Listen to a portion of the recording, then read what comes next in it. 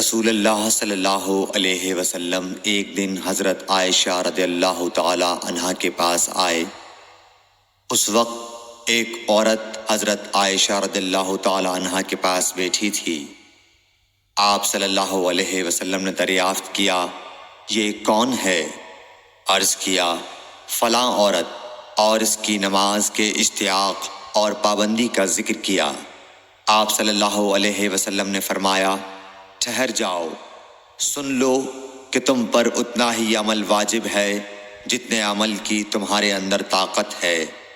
اللہ کی قسم، ثواب دینے سے اللہ نہیں اکتاتا، مگر تم عمل کرتے کرتے اکتا جاؤ گے، اور اللہ کو دین کا وہی عمل زیادہ پسند ہے جس کی ہمیشہ پابندی کی جا سکے، اور انسان بغیر اکتائے اسے انجام دے۔